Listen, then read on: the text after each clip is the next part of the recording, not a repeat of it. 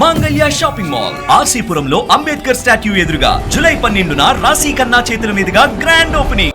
అదే ఒక్కసారి జగన్మోహన్ రెడ్డి గారికి అధికారం ఇచ్చి చూస్తే మనం 2019 ఎన్నికల్లో రావాలి జగన్ కావాలి జగన్ అని ఒక్కసారి మనం అధికారం ఇచ్చి చూస్తే ఈ రోజు ఆంధ్రప్రదేశ్ రాష్ట్రంలో గ్రామ గ్రామాన సచివాలయాలు, రైతు భరోసా కేంద్రాలు, హెల్త్ క్లినిక్లు, డిజిటల్ లైబ్రరీలు, 38,000 స్కూళ్లు, నాడు నేళ్ల బాగా బాగు చేయడం, 17 ప్రభుత్వ మెడికల్ కాలేజీలు, 4 పోర్టులు, 10 ఫిషింగ్ హార్బర్లు, 6 ఫిష్ ల్యాండ్ సెంటర్లు, విజయవాడలో ఫ్లైఓవర్లు, విజయవాడలో రిటర్నింగ్ వాళ్ళు, ఏదైతే ఉద్దానంలో కిడ్నీ రీసెర్చ్ సెంటర్, నెల్లూరులో సంగం బ్యారేజ్, ఇలా చెప్పుకుంటా పోతా ఉంటే ఈ రాష్ట్రంలో గ్రామ గ్రామాన అభివృద్ధి చేసి గ్రామ గ్రామాన అభివృద్ధితో పాటు ఇంటింటికి సంక్షేమ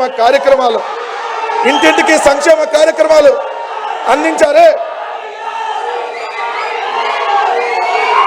అదే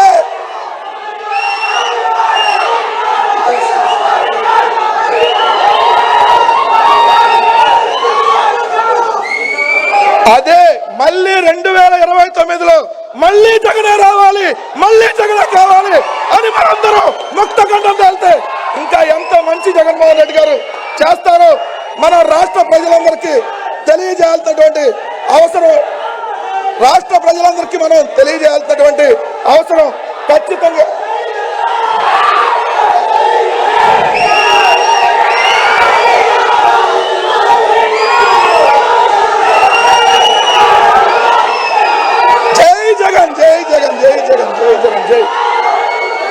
జై జగన్.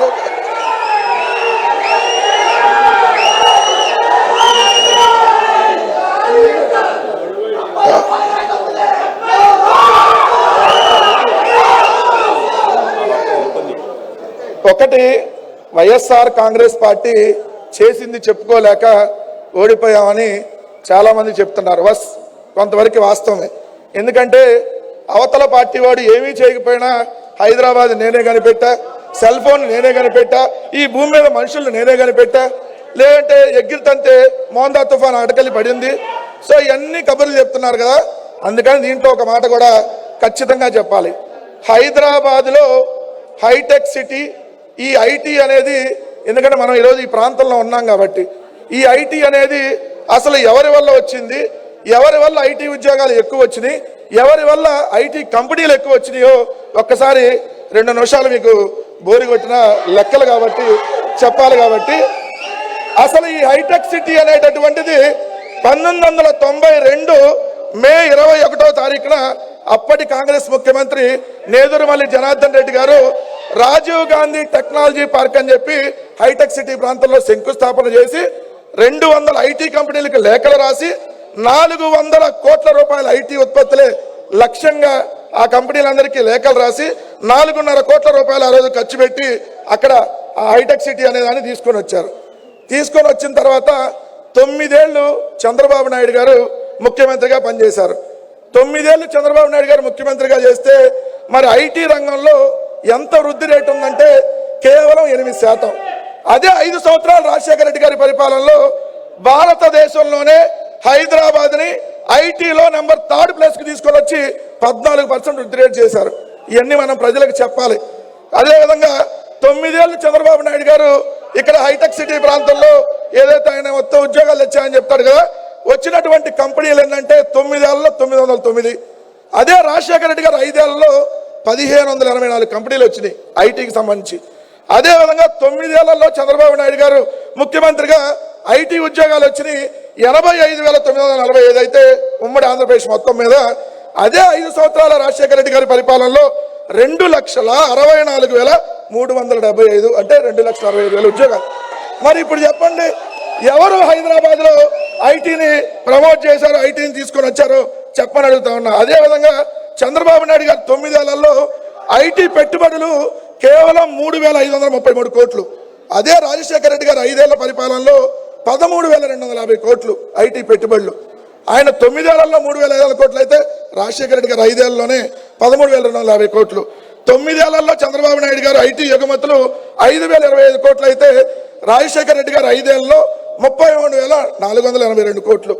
మరి ఇప్పుడు రాజశేఖర రెడ్డి గారి అభివృద్ధి సంక్షేమం ఏ విధంగా చేసినా మనందరం చెప్పుకోలేకపోయాం, ఇప్పటికీ చెప్పుకోలేకపోతున్నాం.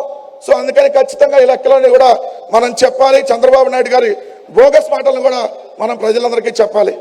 నాకంటే ముందు పెద్దలు భాస్కర్ శర్మ గారు మాట్లాడారు. నిజంగా భాస్కర్ శర్మ గారు నేను ఇది రెండోసారి చూడటం, ఒక్కసారి అంతకుముందు చూశాను, పెద్దగా పరిచయం లేదు. ఈరోజు సాక్షి పత్రికలో ఎడిటోరియల్ కాలంలో ఒక వ్యాసం వచ్చింది, భాస్కర్ శర్మ గారు రాసింది. మనందరికంటే భాస్కర్ శర్మ గారు రాజశేఖర రెడ్డి గారికి చాలా దగ్గరగా చూసినటువంటి వ్యక్తి. ఏంటదంటే 2007 సంవత్సరంలో ఆరోగ్యశ్రీ అనేటటువంటి పథకం పెడితే 2007 ఏప్రిల్ నుంచి 2009 వరకు ఆరోగ్యశ్రీ వల్ల ఏదైతే లబ్ధి పొందినటువంటి కుటుంబాలు 15,85,000, అంటే దాదాపుగా 16 లక్షల కుటుంబాలకి ఈరోజు ఆరోగ్యశ్రీ ద్వారా రాజశేఖర రెడ్డి గారు దేవుడయ్యాడు. ఎందుకు దేవుడయ్యాడు రాజశేఖర రెడ్డి గారు అంటే, మనం ఎవరిదన్నా ఒక ప్రాణం కాపాడితే అయ్యా మా వాడి ప్రాణం కాపాడావు, నువ్వు దేవుడు అయ్యా అంటావు. మరి 16 లక్షల కుటుంబాలని కేవలం 2 సంవత్సరాల్లో ఆరోగ్యశ్రీ ద్వారా ప్రాణాలు నిలబెట్ట రాజశేఖర రెడ్డి గారు నిజమైనటువంటి దేవుడు కదా. సో రాజశేఖర రెడ్డి గారు అంత బ్రహ్మాండంగా పరిపాలించారు. అందుకనే మనం ఈరోజు కూడా గుర్తు చేసుకుంటా ఉన్నాం. అలానే జగన్మోహన్ రెడ్డి గారు కూడా అంతకు మించినటువంటి గొప్ప పరిపాలన అందించారు. కానీ కొన్ని అనివార్య కారణాల వల్ల, ఈవీఎంలో ఇంకోటో వల్ల మనం ఓడిపోయి ఉండొచ్చు. మనం నైతికంగా గెలిచాం. మనం దొంగదారిలో ఎప్పుడూ గెలవాలని కోరుకోలే జగన్మోహన్ రెడ్డి గారు. ఓడిపోతే ఓడిపోయాం, బట్ నిజాయితీగా గెలిస్తేనే అది గెలిపన్నాడు. 2014 సంవత్సరంలో కూడా రైతు రుణమాఫీయో ఇంకో రుణమాఫీలో మేము చేయలేమని చెప్పాడు. మొన్న కూడా అంటే చంద్రబాబు నాయుడు గారు లాగా తప్పుడు వాగ్దానాలు నేను ఇవ్వలేనని చెప్పి క్లియర్గా చెప్పాడు. కాకపోతే మనం ఒకటైతే గుర్తుపెట్టుకోవాలి, నిజమైనటువంటి రాజశేఖర రెడ్డి గారికి ఘనమైన నివాళి ఎప్పుడు అర్పిస్తాం? మనం ఎప్పుడు అర్పిస్తాం? ఆయన ఆశయాలని ప్రజల్లోకి తీసుకొని వెళ్ళి ఆయన పెట్టినటువంటి సంక్షేమ పథకాలన్నింటినీ కొనసాగించినప్పుడే నిజమైనటువంటి ఘన నివాళులు అర్పిస్తాం. మరి అదంతా జరగాలంటే 2029లో మళ్ళీ జగనే రావాలా వద్దా? మళ్ళీ జగనే కావాలా వద్దా? మరి మనందరి నినాదం ఏంటి? 2029లో మళ్ళీ జగనే రావాలి, మళ్ళీ జగనే కావాలనేటటువంటి నినాదంతో మనందరం వెళ్దాం. ఖచ్చితంగా రాజశేఖర రెడ్డి గారికి ఘనమైన నివాళిని 2029లో జగన్మోహన్ రెడ్డి గారికి మళ్ళీ అధికారం ఇచ్చి ఆ ఘనమైన నివాళిని ఆంధ్రప్రదేశ్ రాష్ట్రంలో మనందరం ఇద్దామా వద్దా? ఇద్దామంటే ఇంతకంటే మనం బలంగా కష్టపడదామా వద్దా? ఎస్. సో ఖచ్చితంగా రావాలి జగన్, కావాలి మావి గారు. Yes, okay, okay, yes yes yes.